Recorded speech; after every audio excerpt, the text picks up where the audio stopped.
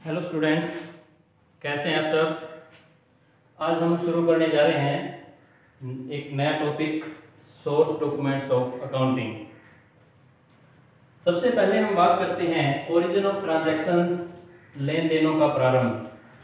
Business में बहुत सारे लेन देन होते हैं, जैसे सेल्स, परचेज या फिर रिसीट और पेमेंट। जितने भी लेन देन, जितने भी ट्रांजैक्शंस बिजनेस में होंगे, सभी ट्रांजैक्शंस के लिए किसी न किसी सोर्स डॉक्यूमेंट का होना जरूरी है।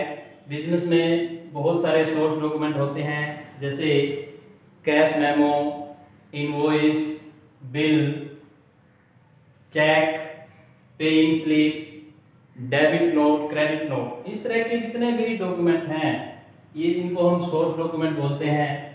और ये जो सोर्स डॉक्यूमेंट हैं, ये जो भी ट्रांजैक्शन होती है उसके प्रूफ का काम करते हैं। इन सोर्स डॉक्यूमेंट में डेट लिखी होती है, ट्रांजैक्शन की क्वांटिटी लिखी होती है, उसकी अमाउंट कितनी है वो लिखा होता है। और ये जो है वेरीफाई करते हैं ट्रांजैक्शंस को, क्योंकि अकाउंटिंग में जब तक किसी भी ट्रांजैक्शन को हम वेरीफाई ना कर पाए तो उसको हम ऑथेंटिक नहीं मान सकते। उन चीज़ों को सही तभी मानते हैं, रिलायबल। और उन किसी भी ट्रांजैक्शन को, किसी भी अकाउंटिंग ट्रांजैक्शन को, अकाउंटिंग रिकॉर्ड को हम रिलायबल तभी मानेंगे जब उसकी रिलायबिलिटी, यानी कि उस ट्रांजैक्शन को हम किसी भी तरह से उसको वेरीफाई कर पाए। और वेरिफिकेशन जो है का काम, ये जो मूल प्रलेख हैं या सोर्स डॉक्यूमेंट हैं, ये वेरिफिकेशन का काम करते हैं। ये सोर्स डॉक्यूमेंट उसकी ओरिजिन बताते हैं ट्रांजैक्शन में। सबसे पहले जो ट्रांजैक्शन है उसका प्रूफ यही है, सबसे पहले सोर्स डॉक्यूमेंट ही लिखे जाते हैं। अगर कोई भी सोर्स डॉक्यूमेंट है जो ऑडिट के टाइम भी इनको मंगाया जाता है, जब ऑडिट होता है ऑडिटर्स के द्वारा, और ये अगर कोई लीगल मैटर है हो फर्म के खिलाफ या उसके फर्म ने करना है किसी को के खिलाफ, तो वहां पे ये एविडेंस का काम भी करते हैं। तो ये सोर्स डॉक्यूमेंट, जैसा कि हमने पहले भी किया, बहुत प्रकार के होंगे, कई प्रकार के सोर्स डॉक्यूमेंट हैं, उनको वन बाय वन डिस्कस करेंगे। तो ये होंगे जैसे कैश मेमो होते हैं, इनवॉइस होते हैं, debit note, credit note, cheque, paying slip. इस तरह से बहुत सारे सोर्स डॉक्यूमेंट हमारे पास होते हैं। उनमें से पहला जो सोर्स डॉक्यूमेंट है वो है कैश मेमो, इसको रोकड़ मेमो भी बोलते हैं। तो उसका एक फॉर्मेट ये जो है आप सबके सामने है। जब कभी भी हम दुकान पे जाते हैं, उदाहरण के लिए हम अपने घर के लिए भी सामान खरीदते हैं, तो अगर आप कैश में कोई चीज़ परचेज करते हैं तो उसके लिए एक पैड सी होती है ग्राहक दुकानदार के पास, जिसको कैश मेमो बोलते हैं। वो उसमें अक्सर जैसे यहाँ पे नाम भी लिख सकते हैं, और जनरली जो कैश में होते हैं तो ऐसे कैश आपने देखा होगा तो दुकानदार कैश लिखता है और ऐसे लिख के वो बिल दे देता है, उसको बिल बोलते हैं, लेकिन ये होता कैश मेमो है। तो इसमें सबसे पहले क्या होगा, जो ऊपर कैश मेमो लिखा है, जैसे दुकान जो भी होगी जिस नाम से, उसका नाम लिखेंगे, उसका एड्रेस लिखा है, डेट लिख देंगे। यहाँ पे इसका एक नंबर होता है, सीरियल नंबर जो भी पैड होगी उसके अनुसार। यहाँ 2 में उसका नाम भी लिख सकते हैं, और जनरली जब कैश में होते हैं तो यहाँ कैश वो लिख देते हैं। फिर इसके जो कॉलम होते हैं, क्वांटिटी, डिस्क्रिप्शन, रेट, अमाउंट, कितनी चीजें हैं, वो चीज क्या है। जैसे ये watch company, global watch company का कैश मेमो का हमारे सामने एग्जांपल है। तो उसमें टाइटन रेगेलिया D6, टाइटन रागा 108, 3 आइटम ये हैं, 2 हैं, इनका रेट 2300, 2700, उनका ये हमने गुणा कर दिया, और फिर यहाँ से 10% इसके ऊपर डिस्काउंट दिया गया है, और ये टोटल बनता है। आजकल ये पुराना फॉर्मेट है, आजकल GST आने के बाद इसमें GST भी ऐड होगा। यहाँ GST का कॉलम बन जाएगा, जितने प्रतिशत लगना है वो CGST, SGST जो भी होंगे, आगे हम GST को डिस्कस करेंगे उस टाइम डिटेल में, तो वो ऐड होके फिर ये टोटल हो जाता है। उसके नीचे manager for global watch company, जो भी प्रोप्राइटर है वो साइन करके देते हैं। यहाँ पे आपने अक्सर देखा होगा goods once sold are not taken back और एक्सचेंज, क्योंकि ये सामान कैश में बिका है दुकानदार को, बिजनेसमैन को अपना पैसा मिल चुका है, तो वहाँ पे वो लिखते हैं कि एक बार बिका हुआ माल वापस नहीं होगा। ये अक्सर आपने देखा होगा, ये लिखते हैं बताने के लिए भी, ताकि कोई आए और फिर कोई लीगल मैटर में तो बोल सकते हैं भी हमने तो पहले ही बोल रखा है कि हम एक बार बेचने के बाद सामान वापस नहीं करते, एक्सचेंज भी नहीं करते हैं। वैसे प्रैक्टिस में एक्सचेंज तो कर देते हैं, लेकिन सामान वापस कम ही देते हैं, कोई डिफेक्ट हो तो शायद ले भी लेते हैं, ऐसी बात नहीं है। ये है हमारा कैश मेमो, और इसको आप एक बार उतार लीजिए, फिर हम नेक्स्ट करेंगे इनवॉइस।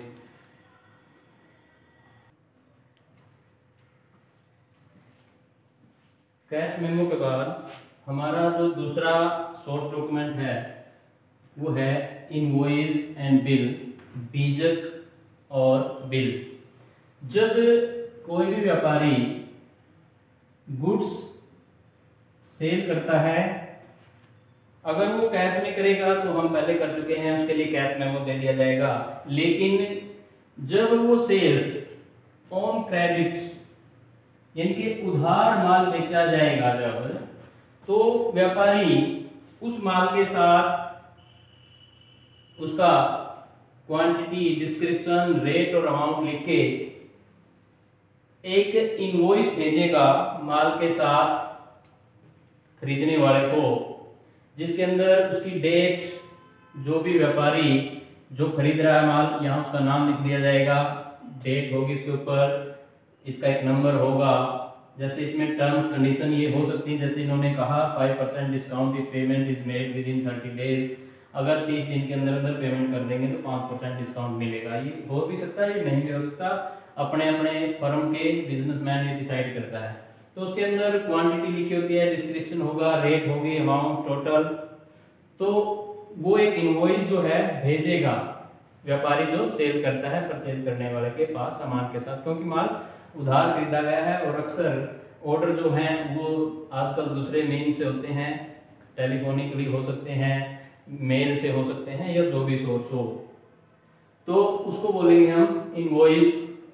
और जब कोई व्यापारी माल परचेज करता है तो क्रेडिट परचेज की दशा में जिससे वो सामान खरीदता है, वो व्यापारी बिल जो है हमें देगा परचेज के कंडीशन में, जिसको बिल बोलेंगे।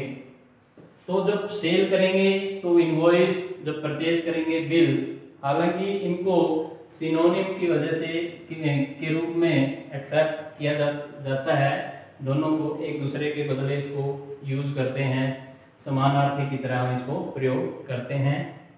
लेकिन जब सेल के केस में इनवॉइस और जो परचेज करते हैं, कोई व्यापारी सामान परचेज करेगा तो उसको बिल दिया जाएगा। तो इनवॉइस या बिल का एक परफॉर्मा स्पेसिमेन जो है उसको हम डिस्कस करते हैं। सबसे पहले ऊपर जो भी फर्म ये काट रही है उसका अपना नाम होगा, उसका एड्रेस होगा, फिर इसका एक स्पेसिफिक नंबर होते हैं, पैड होती हैं, वो नंबर से नंबर सीरियल नंबर्स पे होते हैं, वो एक नंबर होगा। फिर यहाँ कस्टमर का नेम, यहाँ पे जैसे कैश मेमो की तरह वहाँ कैश लिख देते थे, यहाँ काम नहीं चलेगा, यहाँ जो खरीद रहा है उसका नाम लिखना पड़ेगा, उसकी डेट होगी, कंडीशंस हो सकती हैं। फिर यहाँ पे क्वांटिटी, डिस्क्रिप्शन, फिर रेट, उसको मल्टीप्लाई कर देंगे, अमाउंट टोटल जोड़ देते हैं। फिर आजकल जीएसटी लगता है तो हमने यहाँ पे 5% जीएसटी माना है। जीएसटी की अलग अलग रेट हैं, 5, 9, 18, 28 इस तरह से दर हैं। 0%, इसको 5% मान के हमने 2.5% जो है CGST और SGST, सेंट्रल जीएसटी और स्टेट जीएसटी में हमने इसको बांट के ऊपर लगाया है, और ये टोटल हो जाता है ₹99,855 ओनली। वर्ड्स में लिखा था ताकि कोई गलती ना रहे, अगर गलती हो करेक्ट हो जाए। नीचे जो दुकानदार है वहाँ पे जो उसका मैनेजर होगा या जो भी ऑथोराइज पर्सन है वो यहाँ पे साइन कर देगा, और ये सामान के साथ जो परचेज कर रहा है उसको दे दिया जाएगा, उसको उसके पास भेज दिया जाएगा। नीचे ये बड़ी एक इम्पोर्टेंट एब्रीविएशन है, ये लिखी होती है E&OE। इसका मतलब होता है E for errors and O for omissions accepted. Hindi में आपने देखा होगा ऐसा भी लिखा होगा, भूल चूक, लेनी देनी, ऐसे भी हो सकता है। इसका मतलब है कि किसी भी प्रकार की गलती, और ओमिशन का मतलब होता है जहां भूल हो जाती है, ये गलती है। एरर मीन्स गलती, किसी प्रकार की क्लैरिकल मिस्टेक हो सकती है, रेट कम ज़्यादा लगाया जा सकता है, हो सकता है क्वांटिटी गलत लिखी जाए, तो इस तरह से कुछ भी जो है।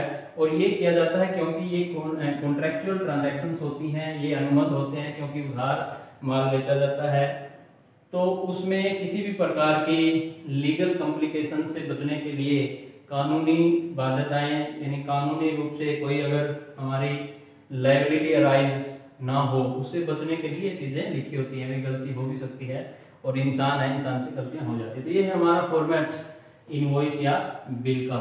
तो आप इसको एक बार नोट कर लीजिए, फिर हम नेक्स्ट जो सोर्स डॉक्यूमेंट है उसको डिस्कस करेंगे। नेक्स्ट जो सोर्स डॉक्यूमेंट है वो है रिसीट या रसीद। जब कोई भी व्यापारी किसी से कैश प्राप्त करता है, रिसीव करता है, तो वो एक रसीद लिखता है, एक रिसीट लिखता है जिसके ऊपर डेट लिखी होती है, अमाउंट लिखी होती है, वो साइन करके देता है कि इतने रुपए आपसे प्राप्त किए, और उसकी ओरिजिनल जो है वो देने वाले को दे देता है, और उसकी एक कॉपी जो है वो अपने पास रखता है रिकॉर्ड के लिए, अकाउंटिंग करने के लिए। ठीक ऐसे ही अगर व्यापारी किसी को पेमेंट करता है तो वो रिसीट जो है वो प्राप्त कर लेता है। जब पेमेंट करेगा तो रसीद देगा, जब रिसीव करेगा तो रसीद देगा, और जब पेमेंट करेगा तो वो रसीद लेगा। डुप्लीकेट कॉपी अपने पास रखेगा रिकॉर्ड के लिए, और ओरिजिनल जो है वो दे देगा। ऐसे ही इनवॉइस और बिल के केस में भी दो कॉपी तैयार होंगी, ओरिजिनल जो है वो देगा, और जो डुप्लीकेट कॉपी है या काउंटर फॉइल है वो अपने पास रिकॉर्ड के लिए रख ली जाती है। तो ये है हमारे रिसीट। यहाँ इस पे कैश रिसीट और कैश पेमेंट की बात है, किसी से लेना है या देना है, और कैश अगर दिया जाता है और लिया जाता है। कैश अगर मिलता है तो व्यापारी रसीद देगा, और कैश अगर पे करता तो व्यापारी रसीद लेगा। फिर हम बात करते हैं डेबिट नोट की। बिजनेस में सामान अक्सर उधार खरीदा और बेचा जाता है। जब कोई बिजनेस सामान खरीदता है सप्लायर से, उसमें कोई सामान डिफेक्टिव हो सकता है या किसी भी कारण से कोई सामान वापस भी किया जाता है। तो जब सामान वापस किया जाता है तो व्यापारी के द्वारा एक डेबिट नोट लिखा जाता है। तो इसका एक बार आप समझे, मान लेते हैं एक बिजनेस है, उसने एक्स नाम के व्यक्ति से 50,000 का उधार सामान मंगाया। तो जब सामान मंगाया था तो इसका मतलब क्या हुआ कि एक्स के प्रति देनदारी है, एक्स लेनदार है 50,000 रुपए का बिजनेस से। लेकिन अगर इस सामान में से कुछ सामान वापस चला जाएगा तो ये जाहिर सी बात है, जितने रुपए का हम सामान वापस भेजेंगे उतने रुपए से ये जो देनदारी है हमारी वो कम होनी चाहिए। उदाहरण के लिए यहाँ इसमें से हम मान लेते हैं 6,000 रुपए का सामान डिफेक्टिव है और वो वापस भेज दिया, तो अब हमारी जो देनदारी है वो 44,000 रुपए की है। और इसी के लिए, इस लेखांकन के लिए, ये अकाउंटिंग के लिए इस प्रकार से हमारी बुक्स में रिकॉर्ड करने के लिए ही डेबिट नोट लिखा जाता है।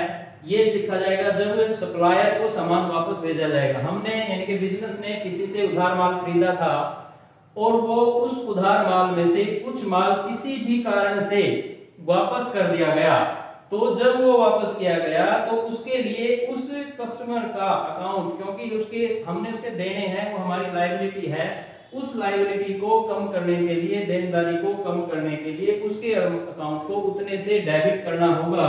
और इसमें डेबिट का मतलब इसकी अगर एंट्री अगर हम बात करें, जब ये सामान खरीदा था तो हमने एंट्री की थी purchases account debit 50,000 to X 50,000 रुपए। लेकिन जब हम ये सामान वापस करेंगे तो उस टाइम एंट्री करते हैं X debit 6,000 to purchase return account 6,000 रुपए। तो 6,000 रुपए से इसका कम हो जाएगा ऑटोमेटिक। तो इसको डेबिट किया हमने, तो ये डेबिट करने के लिए ही हमने डेबिट नोट लिखा है। डेबिट नोट लिखना पड़ता है। तो इसका स्पेसिमेन की एक बार बात करते हैं। सबसे पहले जो भी फर्म डेबिट नोट लिखती है उसका नाम होगा, उसका एड्रेस होगा, या इसका एक नंबर होता है, डेट जिस दिन काटा जाएगा भेजा जाएगा उसमें लिख दी जाती है। यहाँ पे नेम एंड एड्रेस, जिस पर्सन को सामान भेजा जा रहा है, जिस फर्म को, उदाहरण के लिए अगर यहाँ एक्स को भेजा जा रहा है तो ये एक्स लिख देंगे, यहाँ पे एक्स को चला जाएगा। और we are debiting your account as follows, इस तरह लिखा जाएगा। ये जो सामान है उसका डिस्क्रिप्शन है सारा सारा। 15 जी टॉर्चेस योर इनवॉइस नंबर, उन्होंने तो हमें इनवॉइस दिया था वो 350, उसका नाम लिख दिया। Are being return as the torches are badly damaged, क्योंकि ये ज्यादा बुरी तरह से डैमेज हो चुकी हैं, अब ये बिकने के कंडीशन में नहीं है। और इसकी अमाउंट जो है 6000 रुपए फॉर पद्मालय प्रोडक्ट्स लिमिटेड, उसके मैनेजर के यहाँ पे साइन कर दिए जाएंगे। तो ये जो सामान भेजा जाएगा उसके साथ साथ डेबिट नोट जो हमारे सप्लायर हैं उनको भेज दिया जाता है, और उसकी एक कॉपी उनको ओरिजिनल दे जाते हैं, और एक रिकॉर्ड के लिए, अकाउंटिंग करने के लिए अपने पास रख ली जाती है। इसको बोलते हैं डेबिट नोट। तो डेबिट नोट के साथ साथ अब हम बात करते हैं क्रेडिट नोट की। ये बात थी जब हमने सामान खरीदा था। ऐसा भी हो सकता है हमने सामान बेचा है और वो सामान हमारे जो कस्टमर हैं वो अगर वापस कर दें तो उसके लिए हमें लिखना होगा क्रेडिट नोट। तो इसमें क्या होगा, जब हमने सामान बेचा तो हमने उसको एंट्री की थी, जिसको सामान बेचा, यहां पे हम मान लेते हैं वाई को 20,000 रुपए का सामान बेचा। तो हमने जब सामान बेचा तो हम उस टाइम एंट्री करते हैं वाई डेबिट, क्योंकि उधार बेचा है 20,000 टू सेल्स 20,000। अब हमने वाई से लेने हैं, क्योंकि सामान वापस कर दिया गया है। तो जब सामान हमारे पास आ गया तो जितना सामान वापस आया है उतने रुपए से वाई से हमने जो लेने हैं, वाई की लेनदारी जो है वो कम हो जाएगी। उदाहरण इसमें मान लेते हैं हम 5,000 रुपए का सामान हमारे पास वापस आ गया, तो अब हमने लेने उसमें 15,000 थे, तो यहाँ पे एंट्री इसको वाई को हम क्रेडिट करेंगे और यहाँ एंट्री होगी sales return debit 5,000 to Y 5,000। तो यहाँ पे ये 20,000 डेबिट हैं और 5,000 क्रेडिट हो गए, तो कुल मिला के हमने 15 लेने। तो ये करना होगा, इसके लिए क्रेडिट नोट लिखा जाता है। और ये क्रेडिट नोट बिजनेस, क्योंकि हम जिस बिजनेस के अकाउंट बना रहे हैं तो यहाँ पे वही लिखेगा, और वो क्रेडिट नोट लिखने के बाद जिस कस्टमर को, यानी कि यहाँ अगर वाई की बात है तो वाई को भेज देगा। अगर इसी में बात करें तो यहाँ पे वैसे ही अगर यही फर्म है मान लेते हैं, तो इन्होंने अगर क्रेडिट नोट इसी का बनाए तो यहाँ पे क्रेडिट नोट हो जाएगा, डेबिट की जगह क्रेडिट हो जाएगा, अपना नेम एड्रेस सारा कुछ हो जाएगा। यहाँ पे नेम एंड एड्रेस होगा उस आदमी का जिसको हम भेज रहे हैं, यानी कि यहाँ पे वाई हम लिख देंगे, वाई ये लिखा जाएगा। और फिर हो सकता है वी आर क्रेडिटिंग योर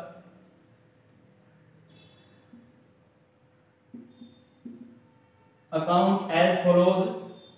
इसमें जो भी सामान होगा वो उसका डिस्क्रिप्शन यहाँ पे लिख दिया जाएगा, सारा का सारा जो भी है मान, कुछ भी जो भी सामान होगा उसका डिस्क्रिप्शन यहाँ पे लिख दिया जाएगा, और यहाँ पे अमाउंट लिख दी जाएगी। और ये जो है हमारा क्रेडिट नोट इस तरह से तैयार हो जाएगा। तो इसमें क्योंकि हमारे पास सामान वापस आया है तो हमने जो सामान बेचा था उसमें से कुछ सामान घट गया, तो हमने जिसको हमने बेचा है उससे वो उतनी अमाउंट कम लेनी होगी, उसके लिए हमें उसका अकाउंट क्रेडिट करना होगा। ये डेबिट और क्रेडिट हम जब जर्नल एंट्री करेंगे उस टाइम आप इसको अच्छे से समझ जाएंगे, तो इसमें घबराने की बात नहीं है। तो ये है हमारा डेबिट नोट और क्रेडिट नोट। नेक्स्ट हमारा सोर्स डॉक्यूमेंट है वो है पेइंग स्लिप, जमा पर्ची। बिजनेस जो है आजकल सभी बैंक अकाउंट मेंटेन करते हैं, और जब बिजनेस के पास कैश होता है तो उस कैश को बैंक में डिपॉजिट करवाने के लिए एक रसीद लिखनी होती है, लिखी जाती है, जो अक्सर बैंक में होती है, और बिजनेसमैन जो जिनकी डेली ट्रांजैक्शंस होती हैं जमा करवाने की, तो वो बिजनेस को एक पूरी पूरी पैड दे भी देते हैं ताकि वो रोज़ लेके जाएं और उसे कैश जमा करवा देते हैं। लेकिन ये बैंक में मिलती है और उसके ऊपर डिटेल्स भर के बैंक में हम देते हैं कैश के साथ। फिर जो कैशियर है वहाँ पे वो कैश गिनता है और उसके ऊपर मोहर मार के एक जो काउंटर फॉइल उसके ऊपर लगी हुई होती है पर्ची अलग से, वो फाड़ के दे देता है। इसका जो स्पेसिमेन है मैं आपको दिखा रहा हूँ। ये जैसे इसमें ये देखो डॉट से लगे होते हैं, यहाँ से मोड़ के ऐसे दोनों में, यहाँ पे डेट लिखनी होती है, अकाउंट नंबर भरना होगा, इधर भी डेट अकाउंट नंबर लिखेंगे, फिर यहाँ पे सारे विवरण भर देंगे। यहाँ पे नोट्स भी लिखे हैं कितने के कैश जमा किया जाएगा, कितने नोट कितने रुपए के हैं, टोटल कर दिया जाएगा। और फिर इसमें भर के, और यहाँ पे ये जो इधर वाला जो काउंटर फॉइल है इस पे वहाँ कैशियर जो है स्टैम्प लगा के और लिख के और ये वापस दे देता है हमें, यानी बिजनेसमैन के पास रिकॉर्ड के रूप में लगती है। ये बिजनेस का हो चाहे जनरली कोई भी व्यक्ति जमा करवाता है बैंक में, उसको भी ऐसा ही होता है। इसको हम बोलते हैं पे इन स्लिप, जमा पर्ची। उसके बाद हम बात करते हैं चेक की। चेक जो है ये एक ऑर्डर है, बैंक को आदेश है, जिस व्यक्ति ने चेक लिखा है उस व्यक्ति का आदेश है कि ये चेक जिसके पास भी होगा या जिसका नाम होगा, यानी कि बियरर अगर चेक है तो उसमें जिसके पास भी होगा उसको, या फिर जो नाम उसमें लिखा हुआ है उसको ये अमाउंट जो है देनी है मेरे आदेश पर, ऐसा चेक देने वाला ऐसा आदेश देता है। इसका एक स्पेसिमेन जैसे ये दिया हुआ है, आप देखिए ये फेडरल बैंक लिमिटेड का है, दिल्ली ये करोल बाग में ये ब्रांच है। IFSC कोड होते हैं ये, तो ये बैंक के कोड है, उसके नाम है, उसके बाद ये 7 डिजिट का होता है अंकों में। ये वैलिड फॉर 3 मंथ्स लिखा होगा, ऐसे डेट मंथ ईयर के अनुसार ये 8 कॉलम की यहाँ पे डेट लिखी होगी। फिर यहाँ लिखा होगा पे रुपीज, यहाँ पे अमाउंट लिख देंगे, यहाँ पे नाम लिखा होगा जिसका देंगे, यहाँ सेल्फ भी लिख सकते हैं, तो वहाँ पे उसका जिसके पास भी ये होगा, और अदा करें धारक को या जिसके, या तो बियरर को, या इसमें उसका नाम लिख दिया जाए, उसको यहाँ पे वर्ड्स में अमाउंट लिख दी जाएगी और यहाँ पे अंकों में लिख दी जाएगी, नीचे वो साइन कर देगा। और इसके ऊपर नीचे कुछ ये MICR कोड या कुछ वो होते हैं, यहाँ पे एक नंबर होता है चेक का, ये नंबर जो है चेंज होगा अगले में, यहाँ 4 हो जाएगा, इस तरह से ये उसका नंबर होता है, यहाँ पे जो साइन करके वो दे देंगे। फिर ये अगर कई बार है ना, आपने ऐसे देखा होगा 2 लाइन सी मार देते हैं, इसको बोलते हैं क्रॉस चेक। ऐसा होने के बाद फिर ये इसके कैश ना मिलके ये उसके जिसके नाम से उसके अकाउंट में जमा होगा, इसको बोलते हैं क्रॉस चेक। आप एक बार एक रियल चेक का फॉर्मेट देखिए, ये हमारे पास एक चेक है, तो ये SBFC का है, यहाँ पे ये देखिए RTGS NEFT IFSC कोड है इसका, ये डेट है, पे टू यहाँ पे नाम, ये अमाउंट लिखी जाएगी, ये अकाउंट नंबर है, और यहाँ पे साइन होंगे जो ऑथोराइज सिग्नेटरी है, और ये अगले को दे दिया जाता है। तो हम कहेंगे कि यानी कि एक चेक जो है बैंक को आदेश है कि या तो जो इसमें नाम लिखा है मेंशन पर्सन को, या फिर जिसके पास ये चेक है अगर बियरर चेक है तो उसको मेरे आदेश पर इतने रुपए दे दें। तो अगर ये कैश करवाएंगे तो उसको मिल जाएंगे, और अगर ये क्रॉस चेक है तो फिर उसके अकाउंट में जाएंगे, उसको कैश नहीं मिल सकता। ये है हमारे जो इम्पोर्टेंट सोर्स डॉक्यूमेंट हैं हमने जो डिस्कस किए हैं। उम्मीद करता हूँ आपको समझ में आया होगा।